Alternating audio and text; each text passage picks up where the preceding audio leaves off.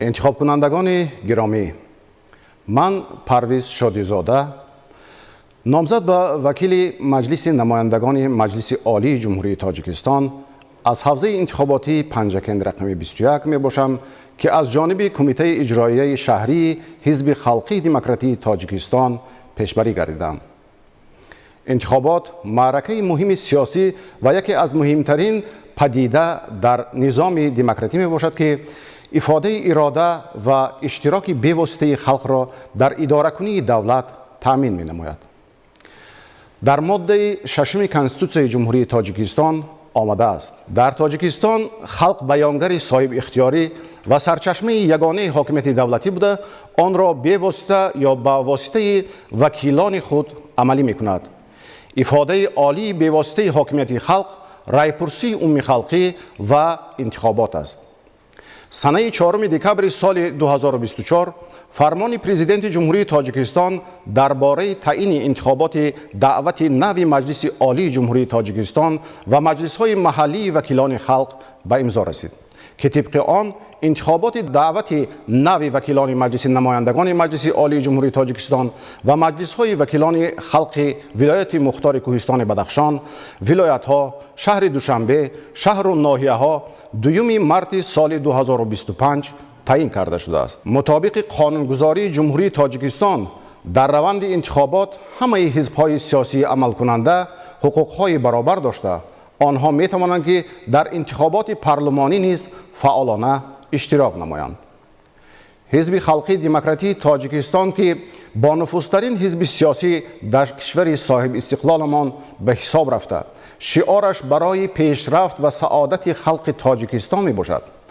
در قطار دیگر حزب‌های سیاسی به این سبقت وارد گردیده است. در انجمن 15 حزب خلقی دموکراتی تاجیکستان که سنه 18 دکبر سال 2024 برگزار گردید، حزب ما نامزدهای ارزنده خود را به وکیلی مجلس نمایندگان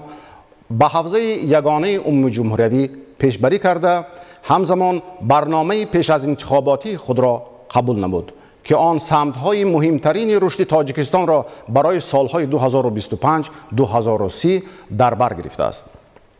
برنامه پیش از انتخاباتی من همچون نامزد به وکیلی مجلس نمایندگان مجلس عالی جمهوری تاجیکستان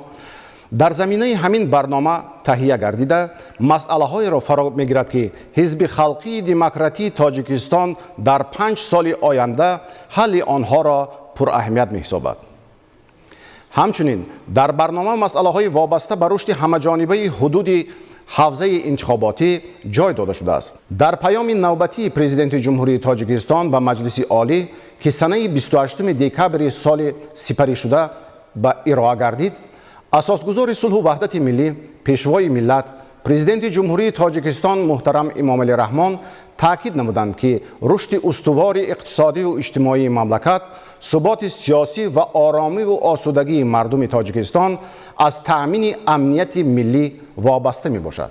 تأمین امنیت ملی و رشد استوار اقتصادی، بلند برداشتن سطح و صفت زندگی مردم هدف اصلی برنامه حزب خلقی دموکراتی تاجیکستان بوده، تطبیق آن باز یک قدم استوار به سوی فردای درخشان است. باب اول برنامه که به تحکیم آزادی و استقلال، وحدت و یگانگی و ثبات و امنیت در جامعه بخشیده شده است، حفظ دولت و دولتداری، تأمین امنیت ملی، تحکیم استقلال دولتی و توسعه وحدت و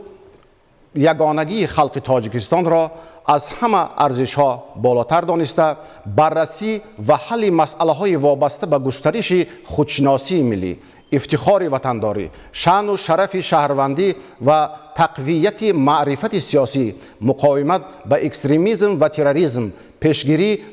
از ظهورات نامطلوب اجتماعی را از مسئله‌های مهم و حل طلب می‌شمارد.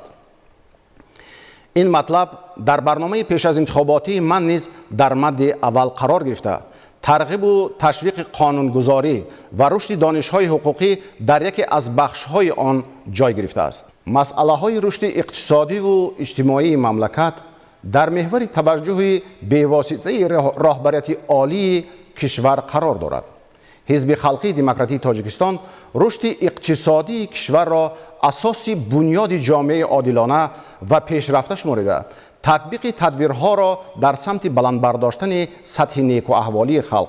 دریافت راه و واسطه های زیاد نمودن طبقه میانه اهالی را پر اهمیت می داند. طبق ماده 58 کنستیتوسیون جمهوری تاجیکستان، وکیل مجلس نمایندگان حقوق تشبث قانونگذاری دارد. حقوق تشبث قانونگذاری در شکل پیشنهاد لایحه قانون‌های نو جمهوری تاجیکستان،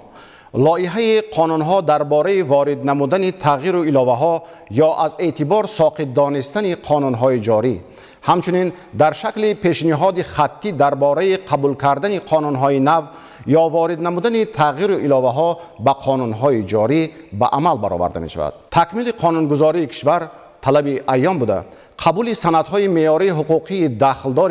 به این سمت‌ها علاقمند را مهم می‌حسابیم.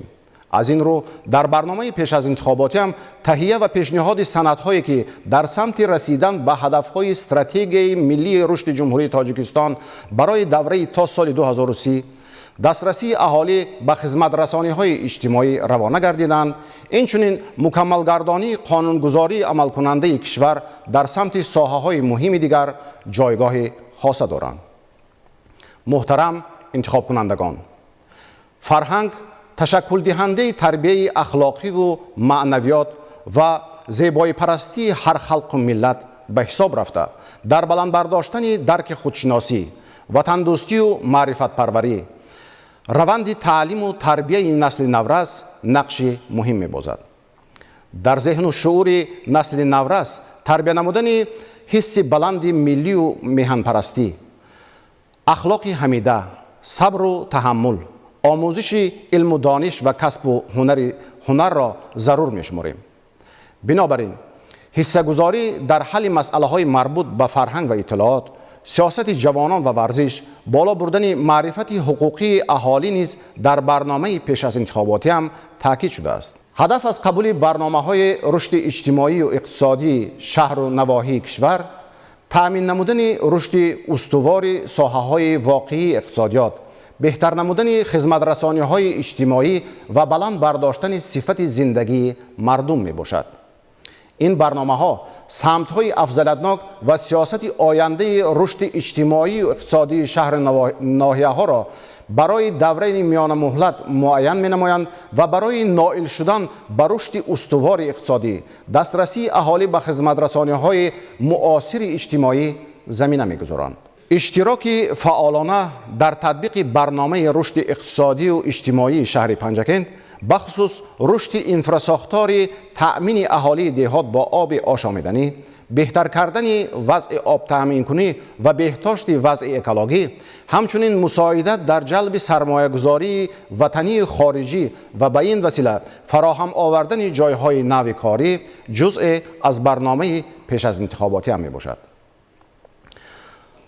در دایره صلاحیت وکیل مجلس نمایندگان مجلس عالی تاجیکستان، سهمگذاری در حل مشکلاتی که در حدود حوزه انتخاباتی جای دارند، بررسی مراجعت‌های شخصان واقعی و حقوقی و دسترسی به حل مشکلات آنها از عهدهداری‌های عمده وکیلان مردمی به حساب می‌روند.